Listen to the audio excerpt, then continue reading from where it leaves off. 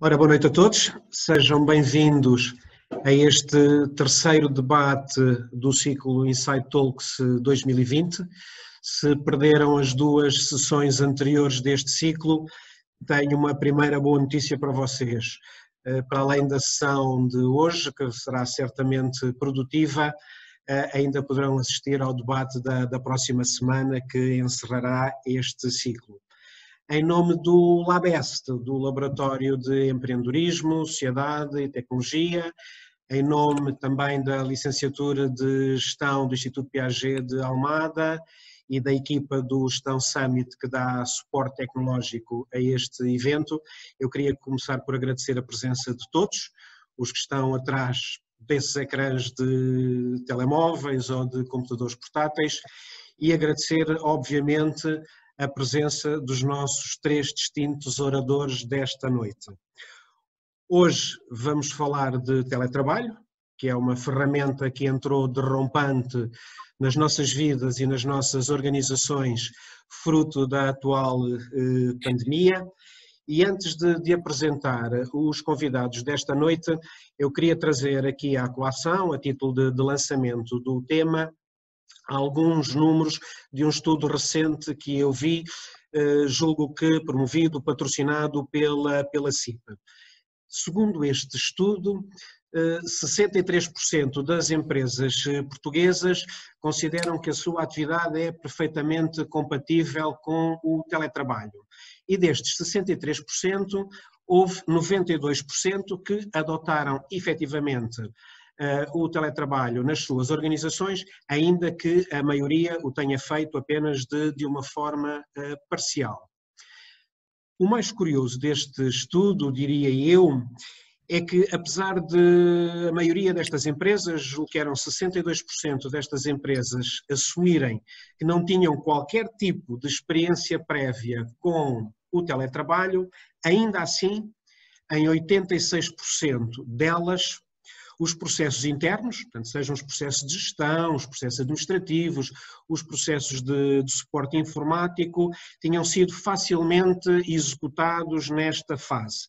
Eu diria, portanto, que é Portugal no seu melhor, com a nossa capacidade secular, quase milenar, perdoem-me o pleibismo, de nos desenrascarmos em situações difíceis ou muito complicadas. Hoje vamos falar de vantagens, de desvantagens do teletrabalho e, sem querer tirar o palco aos oradores, há um conjunto de vantagens e desvantagens que o bom senso nos permite identificar rapidamente.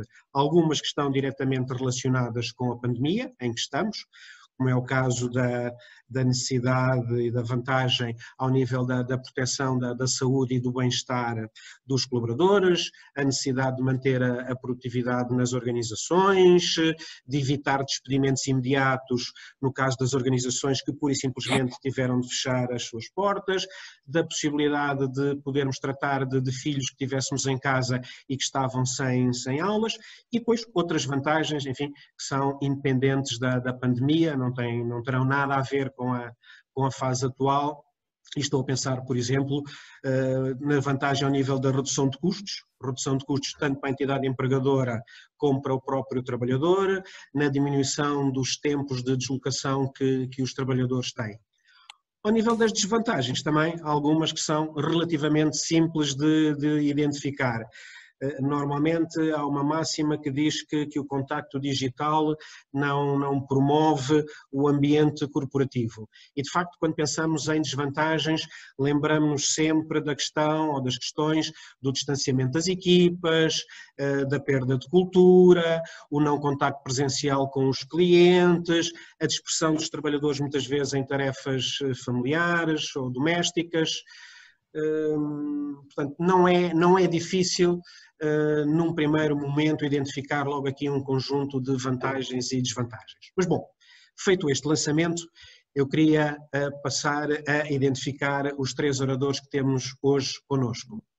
Em primeiro lugar, e começando pelas senhoras, a doutora Anabela Ventura, que é Country Manager da consultora LHH DBM Portugal, o doutor Carlos Vasconcelos, que é o presidente da Medway e simultaneamente membro do board da MSC Portugal, e o Dr. Alexandre Real, que é partner da Sfori e é membro da equipa de coordenação do Rock in Rio Academy. Melhor do que eu, vocês os três, e vão-me permitir dispensar os formalismos académicos e tratar-vos diretamente pelo nome, melhor do que eu, dizia, vocês os três poderão fazer uma apresentação sucinta das vossas organizações. Portanto, aquilo que eu vos pedia, ainda nesta fase de lançamento, é que, num minuto, fizessem um retrato robô daquilo que é a organização de cada um de vocês. Anabela, por favor. Então, nós somos uma empresa de consultoria de recursos humanos especializada em outplacement, o que quer dizer que trabalhamos com as empresas que, por diversas razões, as mais vulgares são as reestruturações, mas às vezes há outras, as fusões, às vezes desentendimentos, a diminuição do negócio, a hiberização, enfim, por múltiplas razões têm que dispensar as pessoas. E nós depois trabalhamos com essas pessoas, dando-lhes todo o suporte, todo o acompanhamento, trabalhando com elas diretamente até encontrarem um novo emprego ou iniciarem negócio próprio, ou seja, durante a sua transição para a próxima etapa. Portanto, somos uma empresa de pessoas que trabalha com pessoas, isto para fazer já a ponte quando se falar depois do que é que foram e são os grandes desafios na nossa atividade. Ok, obrigado. Carlos, quer-nos falar da Medway? Sim, senhora. Boa tarde, em primeiro lugar, boa noite a todos, sobretudo aos colegas do painel e a todos os participantes, e obrigado pelo convite, que muito agradeço. A Medway é um operador logístico ferroviário. Para quem não conheça, somos a antiga CP Carga, que foi privatizada em 2016. Somos essencialmente um operador ferroviário. Dispomos de uma frota significativa de locomotivas e de vagões. Somos, aliás, o maior operador de transporte de mercadorias ferroviário da Península Ibérica, privado. Contamos com cerca de 900 colaboradores, dos quais a grande maioria é essencialmente pessoas do terreno, ou seja, tripulações, equipes dos terminais ferroviários que operamos, na nossa unidade de manutenção e reparação das locomotivas e dos vagões, e só temos cerca de 150 a 180 pessoas, vamos chamar administrativos ou clarinhos brancos, se quiser. Basicamente, pertencemos ao grupo MSC, Mediterranean Shipping Company, que é um dos grandes armadores a nível mundial de contentores, que está estabelecido em Portugal desde 1991, e integramos esse grupo nesta componente logístico-ferroviária. Ok, Carlos, obrigado. Alexandre. Ok, então a Sfori é uma empresa, uma consultora também no âmbito do desenvolvimento de pessoas. Portanto, nós trabalhamos no âmbito da formação experiencial e também eventos formativos. E há 2 anos lançámos também aqui uma nova área, mais vocacionada para a área da comunicação, que também ajuda no fundo das empresas no fundo a comunicar de forma, através de eventos ou de iniciativas, a nível principalmente da reputação e aumentando no fundo a sua reputação no mercado. Portanto, resumidamente, a Sfori é isto. Nós somos especialistas em formação experiencial e nesse âmbito também temos o Rock in Rio Academy, conforme foi falado há pouco, que é uma dessas, no fundo, formações que trazemos, no fundo, da parte muito prática para a experiência e para o terreno. Ok. Então, feitas as apresentações, vamos entrar diretamente no miolo do tema de hoje. E tentando já aqui ligar a questão do teletrabalho à produtividade e pegando nas palavras da Anabela, que nos dizia que a sua consultora é uma empresa de pessoas para pessoas. Ora, a minha questão é, sendo uma organização em que o contacto humano é absolutamente essencial, quer o contacto com os clientes, quer com os candidatos, e muito deles, presumo até que, ou alguns deles, pelo menos numa situação fragilizada, aqueles que estão em fase de transição de carreira, recorrerão ao vosso apoio especializado, portanto, numa fase fragilizada em que o contacto humano, com certeza, ainda mais sentido fará. Portanto, com este contexto, pergunto, a produtividade na LHDBM caiu ou não de uma forma drástica em função desta ausência de contacto humano que foi necessário durante estes 3 meses, pelo menos? Não caiu, mas devido à equipa se ter desmultiplicado e, portanto, desmultiplicou-se em atividades com os profissionais, de forma que eles pudessem sentir o nosso suporte, quer com sessões que, em vez de serem presenciais, passaram a ser por Zoom, por Skype, por WhatsApp, enfim, a forma que fosse mais conveniente para a pessoa. Os workshops passaram a webinars, muito mais suporte online, porque temos realmente CRNs que as pessoas, e e-learning, cursos de e-learning, portanto todo um conjunto de instrumentos passaram a ser utilizados de uma forma muito mais intensa para que as pessoas sentissem que tinham todo o suporte. Agora, o nosso trabalho tem a ver muito com a pessoa se recolocar no mercado de trabalho, e esse era um grande ponto de interrogação. Será que alguém vai recrutar em teletrabalho? A parte boa da notícia é que sim. A parte menos boa é que, obviamente, toda a atividade decresceu imenso, não é? Portanto, realmente existem empresas que têm feito processos de recrutamento e até os recrutamentos e o onboarding da pessoa para a empresa, e ela passa a começar o seu trabalho logo em teletrabalho, mas é claro que houve muitos processos que ficaram parados à espera de ver o que é que, enfim, todo este novo mundo de como é que iria continuar. E também depende das funções, não é? Eu perguntava ao Carlos, não é? Há muitas funções, com certeza, na sua empresa que de todo não podem estar em teletrabalho, não é verdade? É por isso que eu disse há pouco dos 960, 970 colaboradores que temos, 800, cerca de 800 estão no terreno e não podem ter teletrabalho. Só 180, grosso modo, é que 160, 180 é que podem fazer teletrabalho. Já agora, então eu pergunto, Carlos, aproveito só a dica para lhe perguntar, enfim, num universo tão grande, 180, enfim, estamos a falar de uma massa laboral muito, muito grande. Como é que foi colocar essas 170 ou 180 pessoas em teletrabalho de um dia para o outro? Portanto, quais é que foram os desafios que a Medway teve de vencer?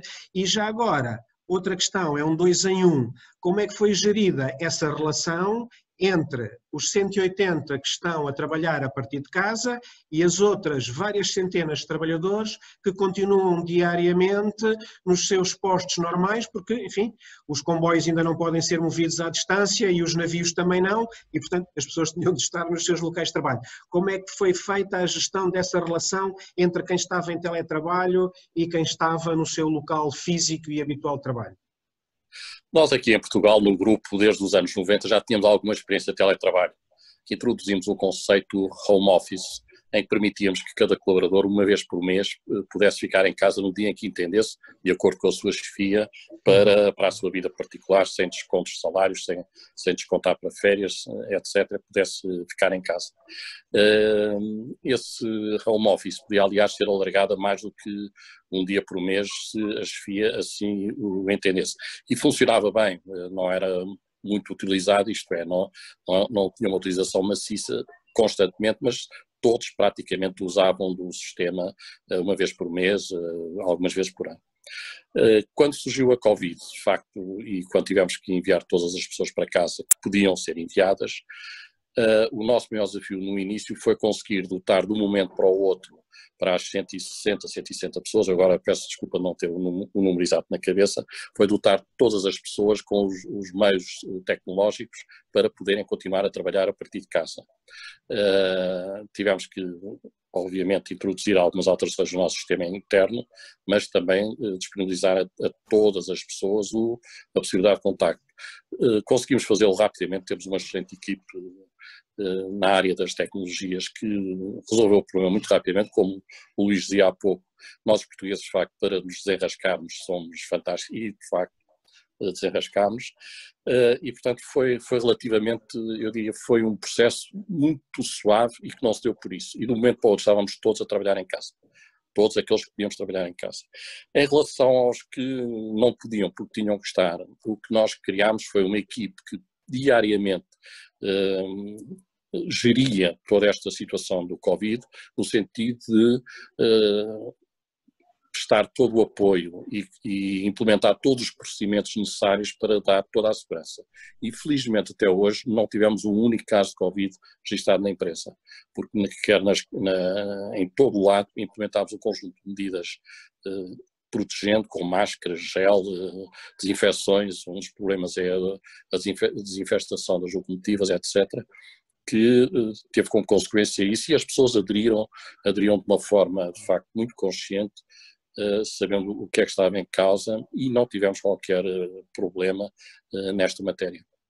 Okay. Foi uma experiência, digo uma coisa, foi uma experiência agradável de ver a forma como as pessoas aderiram rapidamente àqueles que tinham que aderir ao teletrabalho e como os outros conseguiram manter a empresa em funcionamento em pleno, sem qualquer restrição e com todos os cuidados que eram necessários. Obviamente, gerando um conjunto de custos adicionais para a empresa, mas que nós encarámos isso como uma necessidade, tinha de ser, não havia qualquer outra alternativa, porque, em primeiro lugar, tínhamos que garantir a segurança de todos aqueles que trabalham na empresa. Claro, claro. Ok. Então, Alexandre, e no seu caso, relativamente às organizações que acompanha, como é que foi possível assegurar o acompanhamento dos colaboradores, quer em termos de produtividade, quer em termos de motivação, quer em termos de engagement? Quais é que foram os desafios que tiveram de enfrentar neste contexto? Alexandre, não sei se me está a ouvir.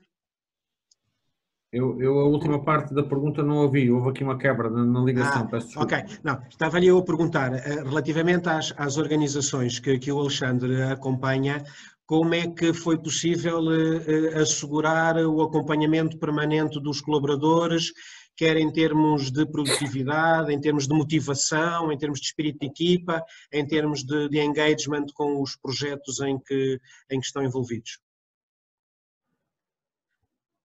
Ok, então, o que é que acontece? Há aqui uma experiência muito interessante que foi em 2015, a Sefori, por sua iniciativa, decidiu passar a abordar a questão do teletrabalho como uma questão fundamental e implementou.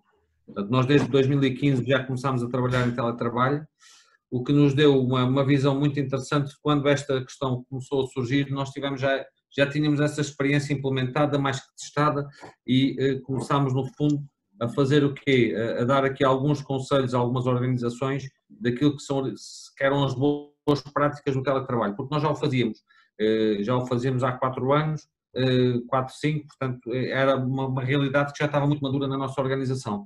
E aquilo que sentimos foi que as empresas não estavam de todo. Nós temos aqui 2 tipos de empresas. Temos aquelas empresas mais tecnológicas, que já estavam também numa onda muito de teletrabalho, onde o teletrabalho já era uma realidade que estava implementada, e depois tínhamos outras empresas de um cariz mais tradicional ou de outro tipo de setores, o qual ainda havia aqui alguma desconfiança. E aquilo que nós promovemos foi que a questão do teletrabalho tem muitas vantagens, portanto, traz muitas questões, mas também tem alguns perigos. Portanto, ou seja, é bom do ponto de vista da produtividade, do ponto de vista daquilo que é a gestão da nossa própria agenda.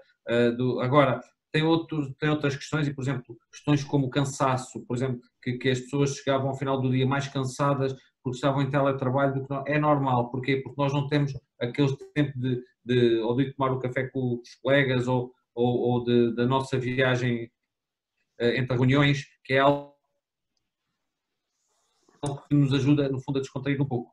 E nesse sentido, essas foram as grandes questões que as empresas que nos rodeavam colocavam, que era como é que nós vamos implementar isto? Como é que nós vamos, no fundo, transformar aquilo que era o dia-a-dia normal no terreno em teletrabalho? Portanto, e aí demos algumas dicas das quais depois durante a sessão poderei partilhar aqui algumas, mas que efetivamente o teletrabalho tem muitas vantagens, mas também tem alguns perigos.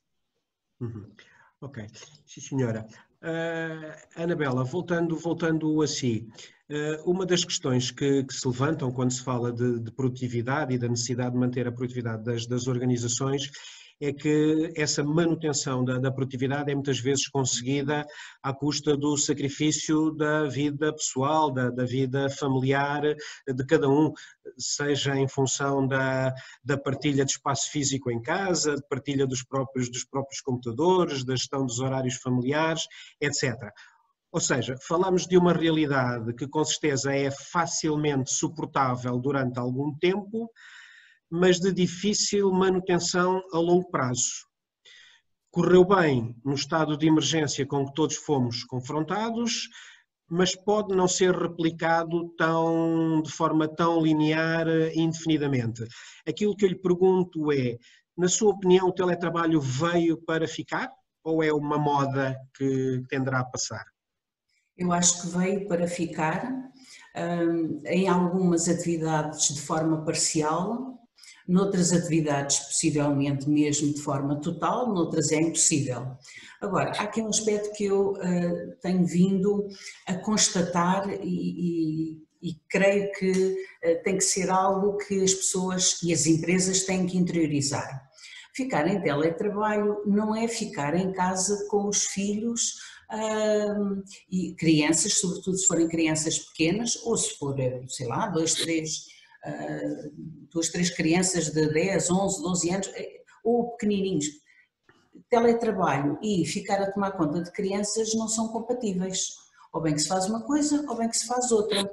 E, portanto, pensar que alguém, homem ou mulher, pode estar a trabalhar e tomar conta das crianças e fazer o almoço, não é possível.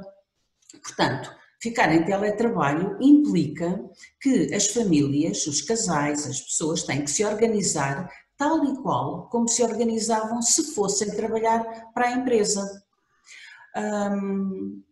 Isto depois, em tempos de pandemia, eu tive uma situação de uma consultora que tem uma bebé pequenina, de 1 ano, e então ela e o marido, ambos em teletrabalho, e claro que tinham que estar com a bebé que não poderia deixar, como não poderia deixar de ser, eles faziam turnos para trabalhar e para estar com a bebé, quer dizer, não era possível a bebé estar com 1 ano, e quem diz isto diz com outras idades pequeninas, no meio deles, ou no meio do trabalho, não é possível. Portanto, a vida tem que ser organizada tal e qual como se a pessoa fosse trabalhar para outro local. Por exemplo, as horas de almoço. Não é possível fazer almoço e dar almoço à família numa hora. Ou seja, tal como quando as pessoas, quando trabalham, têm que organizar de véspera e deixar a comida feita, ou para cada um vá à marmita, ou como fora, mas agora em pandemia não poderia ser assim, isto tem que ser organizado. Não é possível contar que a produtividade vai funcionar em simultâneo com as responsabilidades familiares. Portanto, este aspecto eu acho que tem que ficar muito claro para toda a gente por causa da expectativa e para se criar realmente, para se poder ser produtivo, tem que se assegurar uma retaguarda. Outro aspecto que eu também falaria é a logística, porque para nós empresas eu diria que foi fácil, foi uma questão de investimento, não é? Como já foi mencionado, foi dotar as pessoas todos com portáteis, todos com os melhores telemóveis e as comunicações e o trabalho, e depois o resto. É que também há as cadeiras. É que as empresas, nós as empresas, temos muito cuidado, até temos inspeções e tudo mais, para que tenhamos cadeiras em condições e mesas ergonómicas. Não é? O que é que acontece às pessoas quando estão em casa, num cantinho, eu não sei, não é? Nem temos que saber, as empresas não têm que fazer vistorias às casas das suas pessoas, mas o que é que acontece ao fim de umas semanas com a pessoa a trabalhar num cantinho? eu digo, ganha uma tendinite. E isto é real, pronto. Já agora, Anabela, se me permite interromper, eu aproveitava até só para recordar, eu via também aqui há uns dias um barómetro Covid-19, julgo que dinamizado pela Escola Nacional de Saúde Pública, que fez um inquérito também junto das empresas e dos colaboradores das empresas, que diziam, em que 3/4 dos inquiridos diziam que não tiveram qualquer apoio da sua entidade patronal na área da saúde e da segurança no trabalho, sobre como adequar o seu mobiliário, o seu equipamento informático para estar de uma forma confortável em casa. Ou seja, há aqui um novo tipo de questões em matérias de saúde e segurança ocupacionais com as quais a maior parte das empresas não estavam preocupadas, não é? E terão de passar a estar. Exatamente. Diga, Alexandre. E é a questão também da gestão da mudança, porque quando nós estamos a falar deste tipo de questões que a Anabela estava a falar, e muito bem, que são mudanças bruscas em que não há uma adaptação, não há uma preparação, é necessário haver um processo de gestão da mudança, que é um processo que deve ser estruturado, deve ser planeado, e coisa que não existiu. Nós, no fundo, de uma semana para a outra, tivemos que adaptar completamente o nosso sistema produtivo, a nossa forma de trabalhar, a nossa forma de estar, com esta subcarga que a Anabela estava a frisar e muito bem, da questão familiar, que também não é habitual num teletrabalho convencional, porque nós tínhamos a vida estruturada e hoje existiu um conjunto de gestão da mudança terrível que existiu de uma semana para a outra ao nível familiar, ao nível profissional e eu penso que nem todas as empresas tiveram a capacidade para gerir e para, no fundo, promover esta gestão da mudança de uma forma, daí esse resultado, acho eu. Luís, se pudesse claro. Só dizer uma coisa, e só queria discordar um bocadinho daquilo que foi dito até agora, porque eu penso que o teletrabalho vai muito para além disto, neste sentido. O teletrabalho não pode estar sujeito às regras do trabalho no escritório, isto é, nomeadamente em matéria de horários. O teletrabalho tem, no meu entender, tem que ter uma amplitude mais larga de cada pessoa organizar o seu trabalho em função da sua vida particular. E não ter que estar, se entra na empresa às 9 e sai às 5h30, não tem que estar a trabalhar entre as 9 e as 5h30, pode escolher outro horário. O que interessa é que execute as tarefas que lhe estão destinadas. Se o faz entre a meia-noite e as 5 da manhã é com ele. Se o faz entre as 9 da noite e a meia-noite é com ele. Portanto, é permitir a cada um que adapte o seu tempo de trabalho à sua vida familiar, ao seu ritmo biológico e à sua disponibilidade de terem atenção à família e tudo o resto. E eu penso que isso é talvez a grande vantagem do teletrabalho. Desculpe. Alexandre, diga. A não ser só quando nós temos funções é que necessitamos mesmo de ter um horário, ou seja, por exemplo, quando é questões de atendimento telefónico, aí nós... Ou seja, isto tem que ser temperado com uma necessidade de poder ser contactado e estar disponível para qualquer situação que tem que ser tratada na altura, mas em princípio não ter que ter aquele horário rígido e fixo que as empresas normalmente têm. E eu julgo que o teletrabalho veio para ficar, mas terá que ser nestas condições. Eu posso dizer que nós fizemos um inquérito há cerca de um mês, mais ou menos há um mês, a todos os que estão em teletrabalho na Medway, e tivemos uma resposta de 78%, cerca de 78%, a dizer que querem continuar em teletrabalho depois deste sistema, desta situação passar. E neste momento, nós ainda continuamos com o mesmo nível de teletrabalho. Nós incentivamos, neste sentido, quem quer estar em teletrabalho, fique em teletrabalho.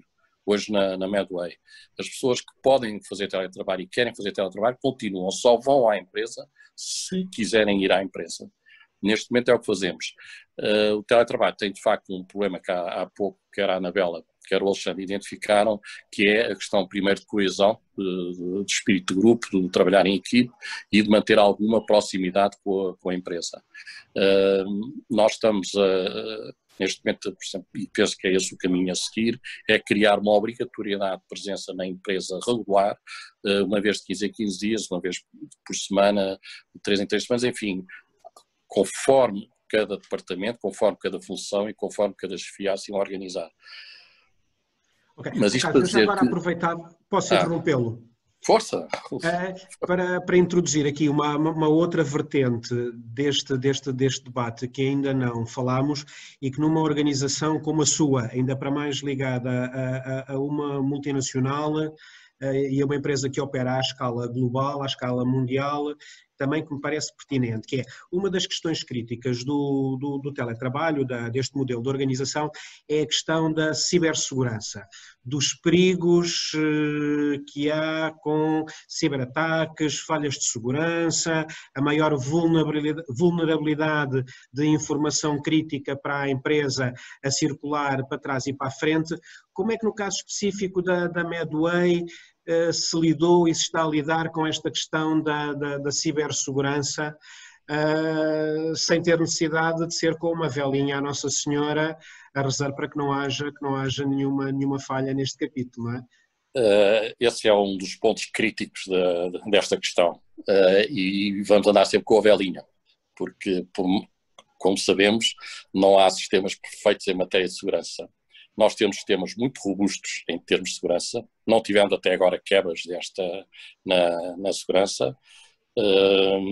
Por exemplo, eu estou a falar de um telemóvel porque nós não podemos aderir ao Zoom, não podemos trabalhar com o Zoom através dos computadores, está restrito, está interdito, mas é de facto o calcanhar daquilo, diria eu, nesta questão.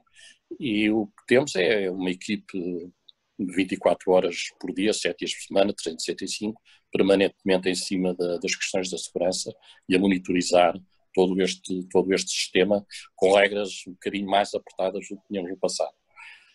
Até agora, como disse, não tivemos problemas, mas vamos ter que viver com isso. Aliás, não há vida sem riscos.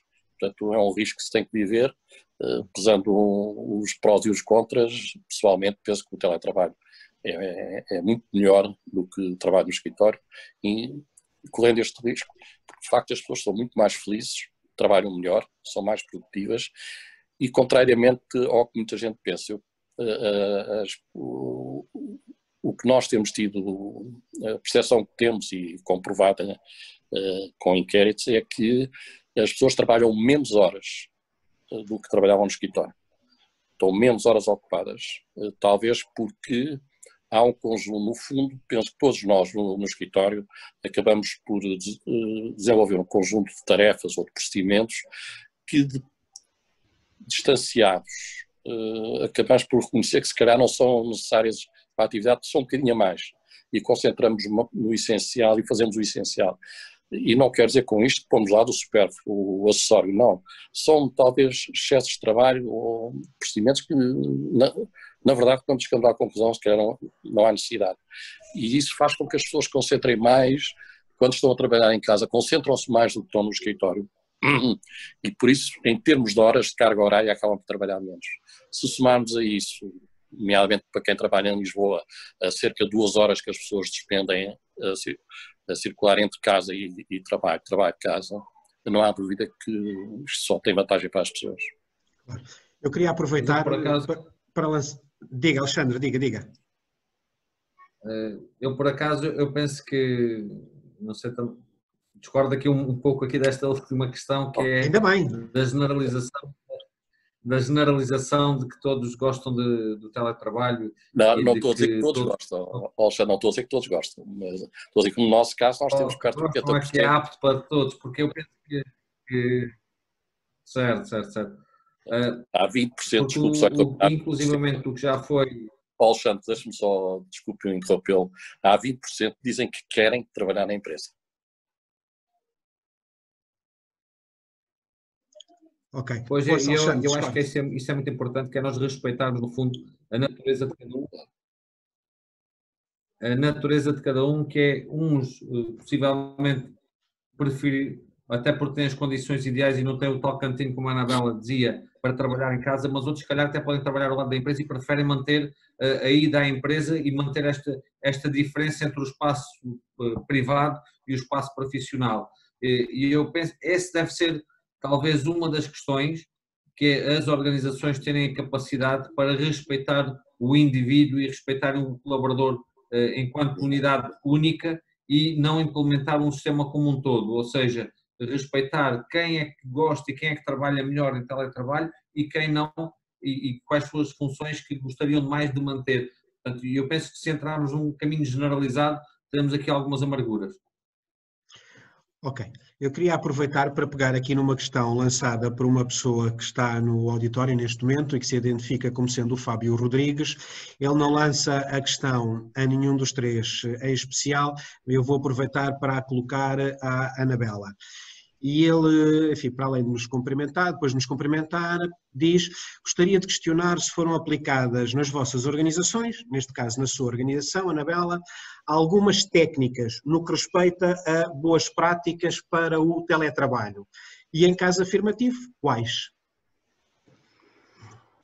Bom, e como foi dito, isto, já foi dito isto hoje aqui, foi de uma semana para a outra que fomos todos para casa. Certo. E no nosso trabalho muito específico, não dá mesmo para, porque é um trabalho com pessoas, não há volta, quer dizer, podemos fazer algum trabalho pontual fora de horas, mas é mesmo durante as horas que as pessoas estão acordadas a trabalhar noutros sítios ou disponíveis, portanto não tem mesmo a volta.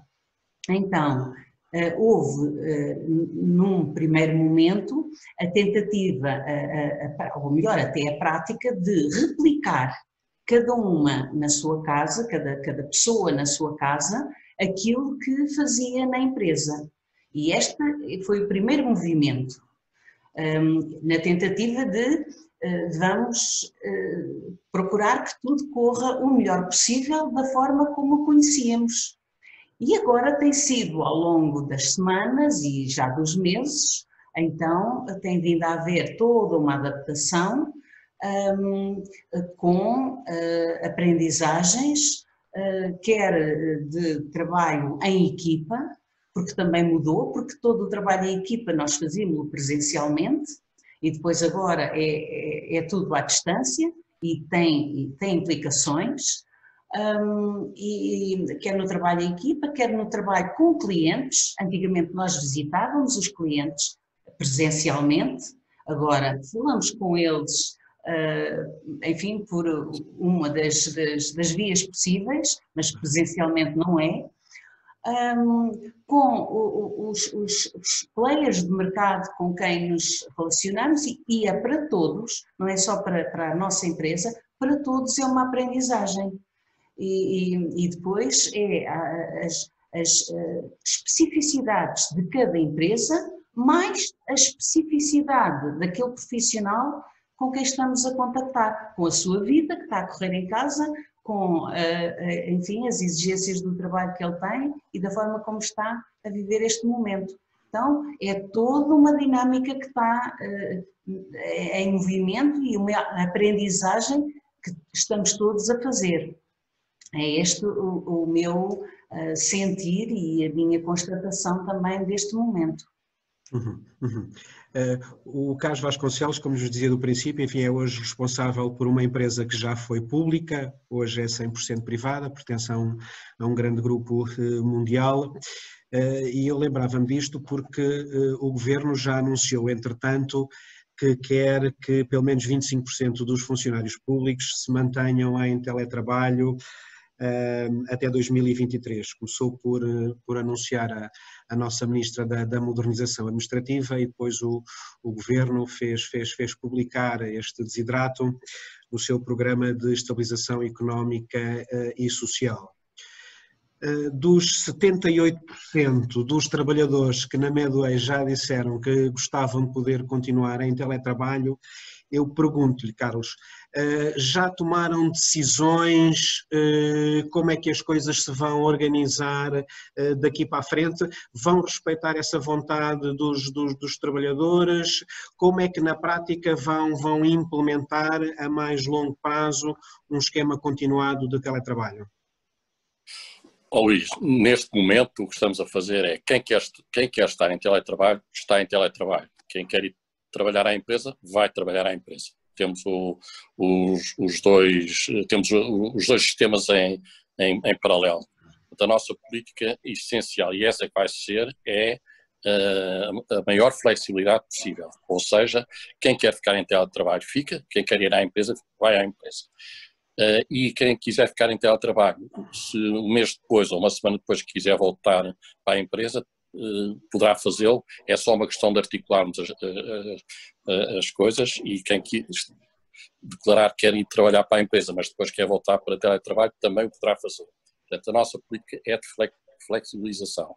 Em relação aos apoios do governo, estamos a aguardar o que é que daí virá, se virá alguma coisa, mas a nossa decisão não tem nada a ver com os apoios do governo. Haja apoios ou não haja apoios, esta é a nossa política para o futuro, ou seja, permitir às pessoas que, por comodidade, por vida pessoal, que queiram ficar em teletrabalho, a empresa incentiva, apoia e favorece no sentido de permitir que o façam. Quem quiser ficar na empresa, fica na empresa. Obviamente na empresa a única coisa que estamos a fazer hoje é os poucos que vão terem os espaços que as autoridades sanitárias aconselham a ter, no sentido de não estarem todos em cima uns dos outros, ou seja, de secretária para secretária tem que haver uma de intervalo, se forem em frente tem que ter uma vitrine, como é que se chama, um acrílico a separar, mas posso dizer, na nossa sede na Avenida da República, que são 100 e poucas pessoas, eu só lá fui, desde que estamos nesta situação, umas 3 vezes, e nunca encontrei mais do que 10 pessoas. E agora, hoje, porque de facto, eu como disse, as pessoas querem estar em teletrabalho. E a nossa política vai ser esta: quem quiser estar, está, quem não quiser, não está, portanto com a maior flexibilidade. Em termos de boas práticas, nós de facto não implementámos nenhumas práticas especiais, para além das de matéria de segurança, e definir um conjunto de regras mínimas que era necessário. Estas situações de crise em que somos confrontados de um dia para o outro em ter que mudar radicalmente a nossa vida, de facto nós portugueses nisso somos excepcionais e conseguimos aquilo que fizeram na Medway, todos fizeram em Portugal, nós de um dia para o outro adaptámos. E quando nos adaptámos acabámos por implementar as práticas, as boas práticas no dia-a-dia, sem uma percepção, sem uma teorização, salvaguardando algumas empresas muito bem preparadas e com tudo isto já previsto. Nós não tínhamos e não estávamos preparados com isso. Criámos, no entanto, um grupo que ia acompanhando tudo isto e que nos reuníamos todas as semanas, pelo menos fazíamos um meeting semanal, fazíamos 3 meetings semanais, depois fomos espaçando e agora fazemos um por semana, em que acompanhávamos todas as situações para saber que respostas havíamos de dar. Preocupação principal, permanentemente, comunicação sobre medidas a tomar, o que fazer, o que não fazer, medidas a adotar, etc. Ok. Alexandre, há bocadinho, numa das suas respostas, aguçou-nos certamente a curiosidade a todos, quando falou que tinha algumas dicas que nos poderia dar. Queria aproveitar para lhe perguntar que conselhos é que daria às organizações que querem continuar a lidar a longo prazo com o trabalho em home office. Queria, na prática, conhecer algumas das dicas, saber algumas das dicas que tinhas para nos dar. É o seu microfone. Ok. Sim, retirei, como tem 3 minutos, às vezes depois eles podem aqui incomodar. O que é que, assim, dicas assim mais diretas que podemos partilhar? Portanto, uma delas é a questão da empresa se preocupar com a questão da plataforma tecnológica. Portanto, ou seja, garantir que os colaboradores têm acesso a uma plataforma tecnológica que, no fundo, dá condições para que trabalhem, que sejam eficazes, porque nada pior do que uma pessoa estar em casa com um computador que não funciona, ou com uma rede de internet que não está adequada para estar em teleconferência, portanto, etc. Portanto, essa é uma das primeiras condições, das primeiras dicas. Outra, já aflorada aqui pela Anabela, e muito importante e muito descurada, que é a questão da ergonomia e das questões do conforto do colaborador em casa, e de perguntar e de no fundo, tentar percepcionar que cada caso é um caso e tentar verificar o que é o ideal para que esse colaborador tenha. Depois a questão também porque é o seguinte, o teletrabalho, isto depois é um paradoxo, porque é o seguinte, nós para trabalharmos bem e eficazmente em teletrabalho, nós temos que ter uma questão, e que já foi aqui aflorada pelo Carlos, indiretamente, que é a questão da confiança. E porque é que eu digo indiretamente? Porque quando o Carlos falou relativamente às questões de temos de trabalhar por objetivos e por resultados, que eu também partilho muito dessa ideia, ou seja, nós temos que mudar um pouco a mentalidade do presente, da questão de estar presente na empresa, mas sim os resultados é que nos interessam. Agora, se a pessoa faz aquilo às 2 da manhã, se é à 1, isso para mim é completamente indiferente. O que interessa é os resultados e que sejam resultados de excelência.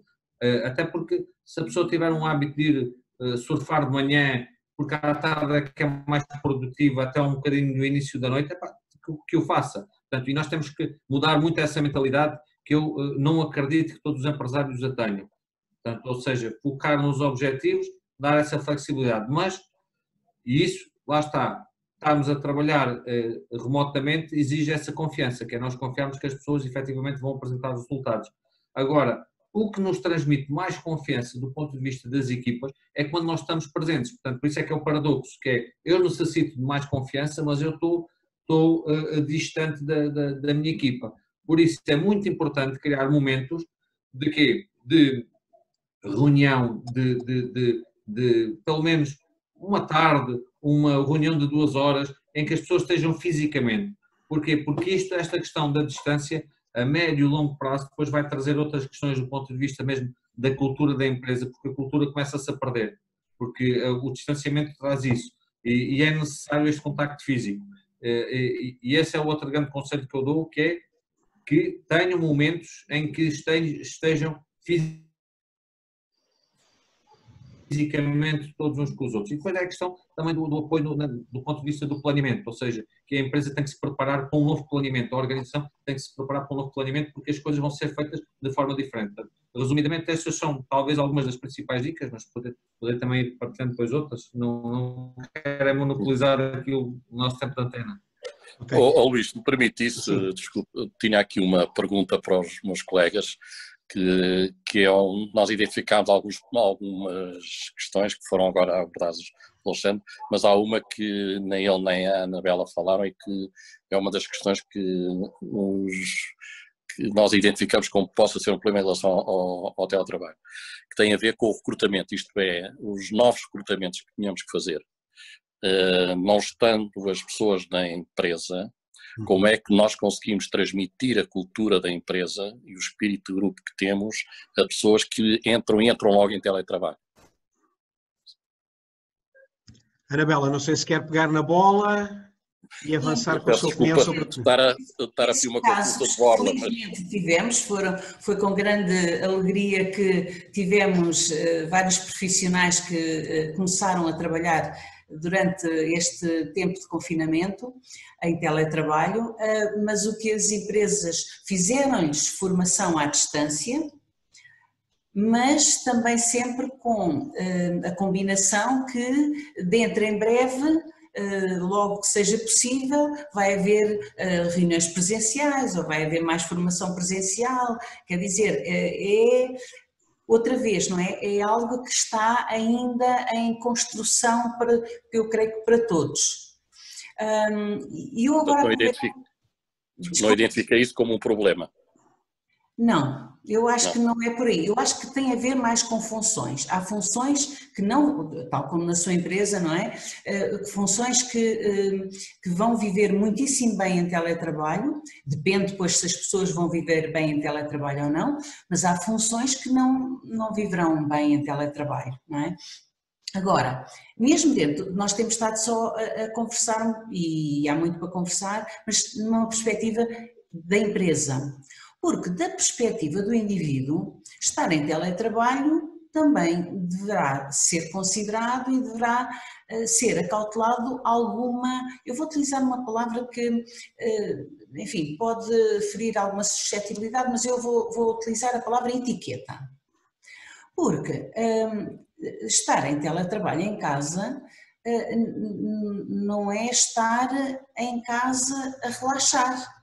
E, portanto, se vai ter reuniões com colegas, se vai falar com o cliente, o comportamento e toda a postura e a forma de se apresentar, tudo isso também tem que ser pensado e tem uma determinada etiqueta. Eu também tenho sido confrontada às vezes com algumas situações de contactar com alguns profissionais de empresas clientes e de repente vem uma call com 2, 3 pessoas e depois vem uma pessoa que tem um ar de quem, olha, levantei-me agora, ou outra coisa parecida assim, e está com um ar muito aborrecido a olhar para nós, e depois ainda outros que eu também acho que, enfim, não é bem simpático, que não nos permitem ver a cara, põem só o nome. E depois, enfim, se queremos uma relação mais próxima, nós dizemos noutra ocasião, porque se está muita gente não se vai dizer, não é? Então, também da parte das pessoas, dos profissionais, há aqui novas competências e novas formas de estar que também têm que ser pensadas, porque tudo vai contar, não é? Certo. Há aqui uma questão que eu acho que é transversal às vossas organizações. Deixa-me só responder aqui um bocadinho à questão do Carlos, porque sim. o que a Anabela estava a dizer, que é, Carlos, eu penso que temos que evoluir um bocadinho do ponto de vista até da forma de estar nas empresas e apostar mais em, por exemplo, ações de team bonding, ou seja, ações de reforço de laços. Nós até há pouco tempo tínhamos a questão do team building e da coesão das equipas. Mas, possivelmente, o que é que eu ia sugerir, Carlos? Que investissem em momentos de descontração e de convívio entre as equipas. Ok, tudo bem, dentro das medidas de segurança. Porquê? Porque é esse lado, no fundo o lado B e o lado de estar numa situação mais descontraída e a partilhar os clubes de futebol, o que gostam de comer, o que gostam de beber, um momento único que pode depois, no fundo, trazer essa complementariedade que estava a falar da cultura. Ou seja, não uma cultura de trabalho como nós costumávamos estar habituados, mas sim um ambiente descontextualizado e que ajuda a reforçar os laços. Porque, no fundo, a cultura e no fundo, em termos de organização, o que vai manter coesa é a questão dos laços das pessoas e da amizade e do comprometimento. E outra questão muito importante, Carlos, que mantenha fundamentalmente a questão da interdependência, porque a interdependência é o que vai manter a coesão da equipa. Ou seja, quanto mais interdependência tivermos nas equipas, mais coesão temos. Porquê? Porque nós sabemos que precisamos dos outros para atingir os nossos objetivos. E isso é algo que pessoas nos bordos das organizações têm que ter em consideração, é como é que eu vou manter as novas interdependências neste novo contexto. Ok, a questão que eu ia colocar tinha justamente a ver com uma coisa que o Alexandre acabou agora de referir e vem de uma pessoa que nos está a ver e que toca numa questão, dizia eu há pouco, que é transversal a todas as organizações, que é o perigo que o teletrabalho tem de pôr de alguma forma em causa o espírito de equipa e o sentimento de pertença a um coletivo, a uma organização. No caso específico da Medway, e começo até pelo Carlos, de uma empresa que sobre este nome é uma empresa nova, a empresa, como o Carlos disse no princípio, existe há muitas dezenas de anos, mas chamava-se CP Carga, a marca Medway é uma marca relativamente jovem, está ainda a construir a sua reputação enquanto marca Medway, os colaboradores estão agora a criar este espírito de equipa, este sentimento de pertença a uma marca que se chama Medway. O teletrabalho não ajudará muito, a não ser que descobramos outras formas de manter este sentimento de pertença à organização.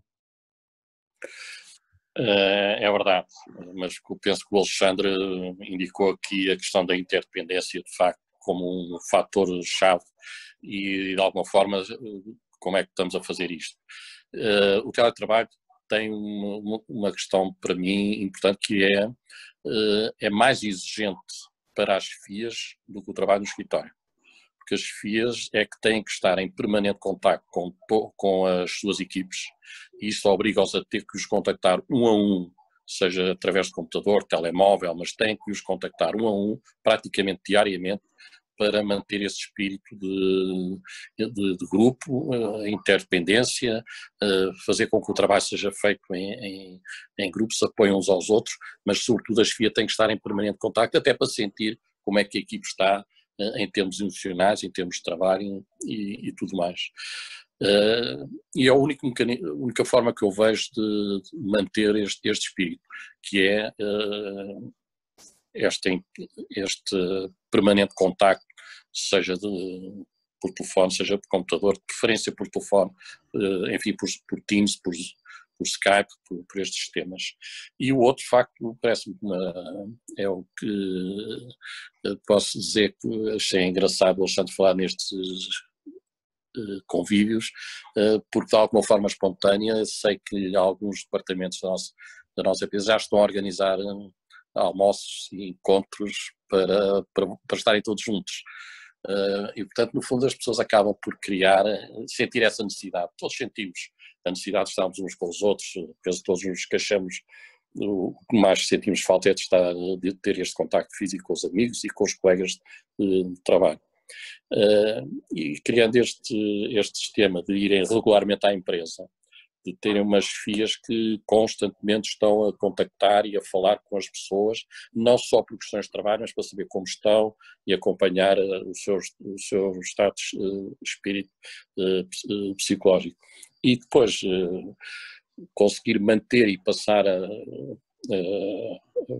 necessidade da independência do trabalho em conjunto, eu penso que serão as ferramentas que teremos que ter para poder manter este espírito. Certo. Anabela, temos aqui um participante anónimo que toca aqui num assunto que a Anabela há bocadinho também já referenciava, e eu vou ler.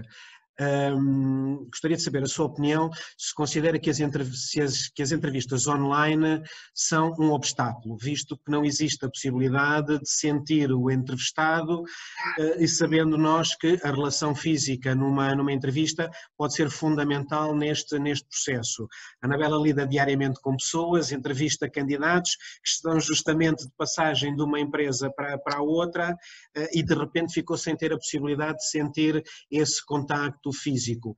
Isso é ou não um handicap quando tem de fazer as suas escolhas e as suas opções sobre quem recolocar num determinado sítio? Esse é um trabalho que nós fazemos, que é ajudar os profissionais a prepararem-se para as entrevistas. Já o fazíamos antigamente, porque, nomeadamente em processos que sejam internacionais, normalmente já havia toda uma primeira etapa que era feita sempre online, utilizando alguma plataforma. Agora, são praticamente todas assim, já começa a haver algumas entrevistas presenciais, mas a maior parte continua a ser tudo feito online. Então, as pessoas quem vai para fazer entrevistas tem que se preparar. Há pessoas que mais facilmente funcionam online, mas todos temos que nos habituar e todos temos que nos preparar para estas novas formas de comunicação que hoje em dia são mesmo assim, são obrigatórias, não há volta. Portanto, temos é que nos preparar para poder ter uma prestação e poder, na mesma, salientar o que é que são os pontos fortes, o que é que são os desafios que queria enfrentar, porque é que aquela empresa vai ser importante, a pessoa acha que pode ser um contributo, uma mais-valia naquela empresa, enfim, fazer toda uma preparação para a entrevista, que em vez de ser presencial vai ter que ser de outra forma, mas é obrigatório. É uma situação, não é? É resultado da situação, não há escolha. Claro. Alexandre, temos aqui uma pergunta também de outra pessoa que nos acompanha, o Rafael Castanheira, que pergunta, enfim, é uma questão muito pragmática, parece uma minudência, mas nestes novos tempos e neste novo normal, até estas minudências muitas vezes não sabemos como as resolver. E ele pergunta, numa perspectiva futura, quais serão as medidas a tomar relativamente à reparação ou manutenção dos equipamentos, sejam eles computadores, sejam tablets ou sejam telemóveis, no caso de haver uma avaria, no caso de haver uma anomalia dos equipamentos, tendo em conta que umas vezes os equipamentos são cedidos pelas empresas, mas outras vezes são do próprio colaborador, não é? Quem é que será responsabilizado por esta ação e como é que se gera esta questão de há trabalhadores em casa que estão a trabalhar com os equipamentos cedidos pela empresa e há trabalhadores que estão a trabalhar com os seus próprios equipamentos, não é? Certo. Eu penso que isso é uma questão de bom senso, ou seja, se o colaborador está ao serviço da empresa, deverá ser em princípio a empresa a facultar-lhe as condições ideais para que trabalhe. E, portanto, toda essa assistência tecnológica tem que também tratar-se de uma assistência mais remota e de um apoio que deve estar ao colaborador, porque isto, no fundo, acaba sempre por, no fundo, se nós tratarmos bem os colaboradores, se os colaboradores se sentirem confortáveis com os equipamentos, isto tudo é que nos dá retorno em termos de organização, portanto, e que dá satisfação das pessoas, porque nada pior do que a pessoa estar com um aparelho ou com uma internet lenta e que quer entregar um projeto e que não consegue, portanto, isto é algo que causa um stress que é desnecessário, portanto, aí eu nem coloco a questão que sejam no fundo os colaboradores a terem o seu próprio computador ao serviço da empresa. Agora, também respeito que isto, como foi uma alteração de uma semana para a outra, que há aqui algumas situações em que os próprios colaboradores tiveram que ceder os seus equipamentos para estar ao serviço da empresa, mas que eu penso que a curto, médio prazo, a empresa deverá então, no fundo, também entregar aos colaboradores as condições tecnológicas ideais de acordo com o novo paradigma que está instalado. Portanto, ou seja, há aqui uma questão de bom senso que eu penso, não é o colaborador dizer eu não faço isto porque isto é o meu equipamento pessoal, mas também não é a empresa dizer não, o colaborador é que tem que comprar o equipamento para estar a trabalhar em casa. Portanto, eu penso que é uma questão assim e que a nova assistência tecnológica deve ser repensada ao nível das organizações e que a médio prazo isso esteja resolvido. Portanto, essa penso eu não sei, mas é uma opinião muito pessoal e colocada neste tipo de contexto. Nós, por exemplo, na Sephora, quando fizemos esta alteração, como eu disse, em 2015, do trabalho presencial para o trabalho remoto, equipámos todos os colaboradores com o equipamento ideal para no fundo, dar resposta a isto. Mas lá está, mas isto foi uma questão pensada e nós também temos que atender que isto não estava pensado para muitas das organizações. Claro, ok. Bom, nós já passámos o nosso tempo. Como eu dizia também a semana passada, estas conversas são como as cerejas e provavelmente estaríamos aqui o resto da noite a conversar e a trocar ideias. Não queria de qualquer das formas terminar esta mesa redonda virtual sem vos colocar uma última questão igual para os três. Falámos aqui de desafios, podíamos continuar aqui a falar de muitos mais. Gostava de cada um de vocês elencasse de uma forma sintética os dois principais desafios que terão de vencer e terão de ultrapassar nas vossas organizações para que a manutenção da situação de teletrabalho possa ter êxito. Sendo que, no caso da Anabela, já percebemos o ideal era que se descobrisse o mais rapidamente possível uma vacina e pudéssemos todos voltar rapidamente aos nossos locais habituais, porque fazer outplacement em teletrabalho não é fácil. O Carlos também nunca conseguirá ter os maquinistas a conduzir os comboios a partir de casa, nem os navios a andar no alto mar conduzidos a partir do computador, mas ainda tem 180 pessoas que conseguem estar em teletrabalho. Portanto, de uma forma sintética, dois desafios para quem quiser continuar em teletrabalho daqui a um ano, não dizer que está pelos cabelos, que não aguenta mais, que tem de ir ao psiquiatra. E que as organizações a chegarem à conclusão que foi tempo perdido e que a experiência não funcionou, claro. Anabela, não sei se quer começar. com os dois desafios.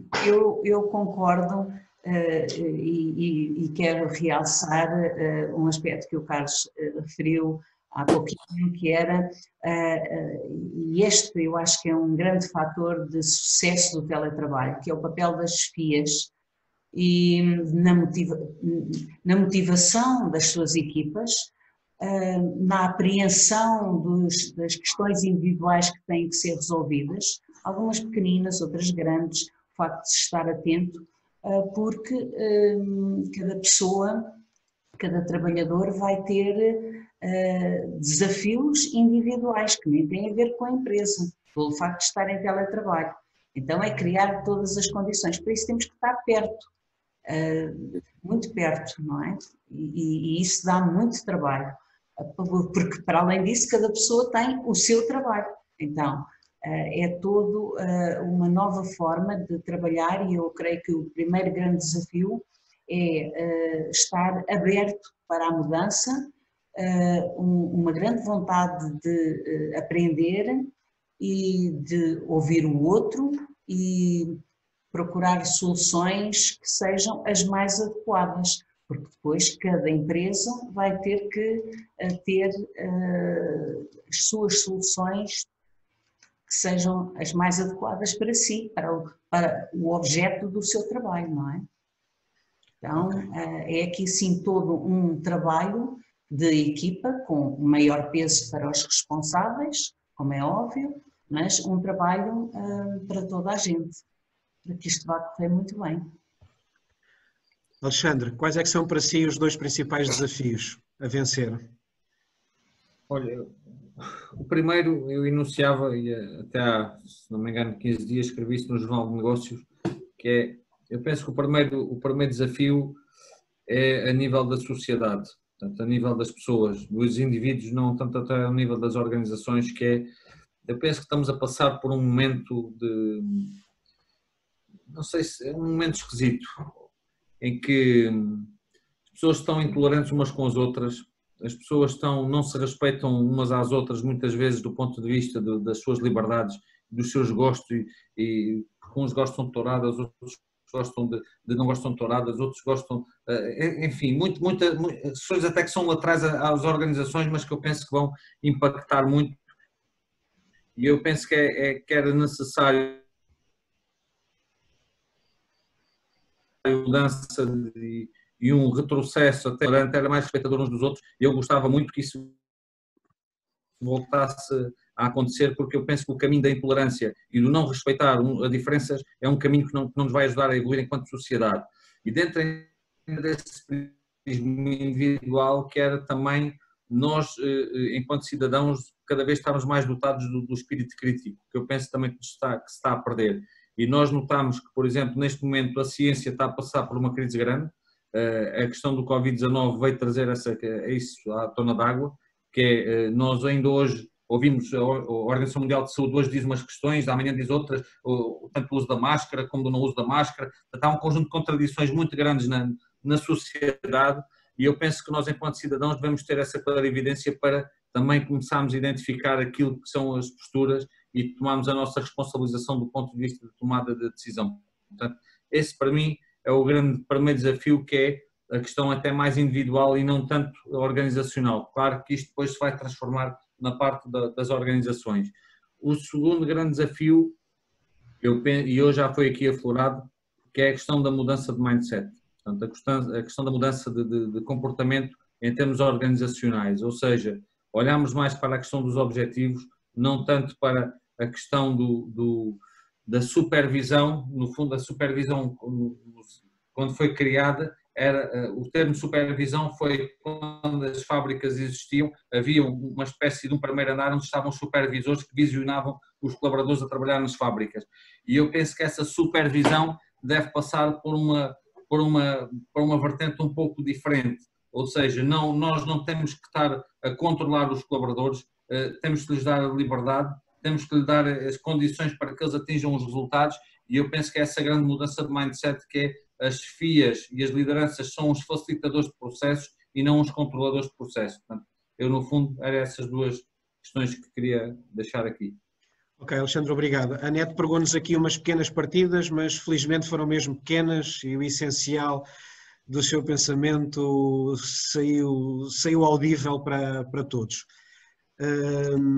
Carlos, os 2 desafios principais na sua opinião? O desafio principal, penso já foi aqui abordado, que é a questão da coesão. A questão da coesão do espírito de grupo é de facto o que mais me preocupa, conseguir manter isto através do teletrabalho. Julgo que através de implementar um sistema em que as FIAs, como estava a dizer o Alexandre, se foquem sobretudo nas pessoas e não no trabalho enfim, nas rotinas, nos procedimentos, mas se foquem nas pessoas, se preocupem com as pessoas, estejam em permanente contacto com as pessoas, isso, mais até no aspecto emocional, para saber como estão, se estão bem, se estão a enfrentar bem a situação, se estão a adaptar, se estão a adaptar, e a perceber-se antecipadamente se é necessário intervir, se é necessário apoio, o que é necessário fazer. Nós cada vez temos que nos preocupar, enquanto chefias e responsáveis, cada vez mais com as pessoas, com o seu bem-estar. Só pessoas que estejam bem é que trabalham bem, que se sentem bem a trabalhar. E para isso é preciso que haja preocupação nas empresas. Se as empresas não se preocupam com os seus colaboradores, a meu ver, estão condenadas a um insucesso. Se adotares, por outro lado, um sistema de total flexibilidade, no sentido de não estabelecer regras fixas, ou seja, quem decidir vai ir para o teletrabalho, vai para o teletrabalho e fica lá, e quem quiser trabalhar no escritório, trabalha no escritório e fica lá. Se não tivermos esta regra fixa e formos, pelo contrário, flexíveis, o mais que pudermos, obviamente adaptada a cada circunstância, mas ter flexibilidade para que a pessoa não se sinta que está amarrada a uma situação, tomou hoje uma opção e que amanhã se pode vir a arrepender, julgo que teremos um caminho para evitar o problema que é de facto os problemas de ordem psicológica, porque isto é uma grande transformação. Eu olho para isto um bocadinho, se me permitem olhar um bocadinho mais longe, é que eu acho que o modo de produção da humanidade está a mudar. Isto vai mexer muito com a humanidade em geral, e acho que o nosso modo de produção em escritórios, estamos a falar obviamente onde é possível o teletrabalho, em escritórios, etc., vai de facto, penso que vai ser um momento de ruptura na sociedade, e daqui a umas décadas largas este momento será identificado. Prognóstico é sempre fácil fazer nesta altura, ou melhor, futurologia é fácil de fazer nesta altura, será encarado talvez como aquele momento em que a humanidade de facto modificou a sua forma de trabalhar. Gostaria de recordar uma questão que não foi aqui aflorada, sobretudo para quem nos está a ouvir, que é a questão do seguro de acidentes de trabalho.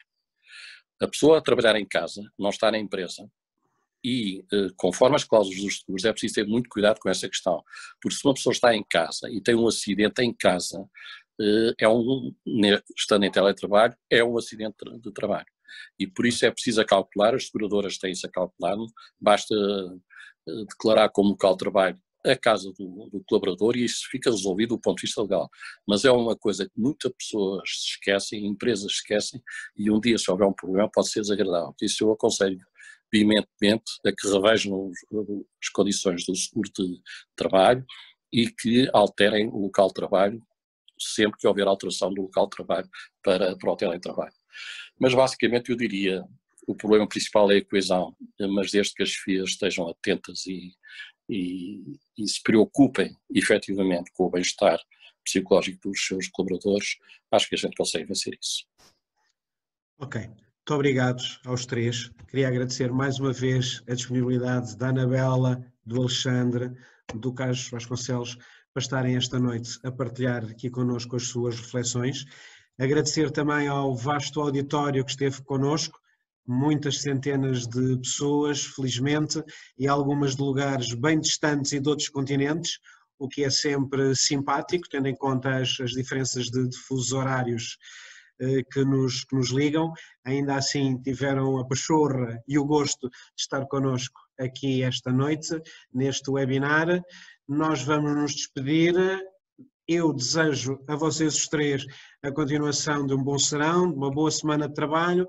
Estarei aqui para a semana para o último webinar deste ciclo das Inside Talks 2020, com outro tema também interessante, que é o da corrida à digitalização, que todas as nossas organizações também tiveram de passar. E, portanto, boa noite a todos, resta um bom verão. Muito obrigado pela vossa atenção e pela vossa participação. Boa noite e obrigado também. Obrigada. Obrigado.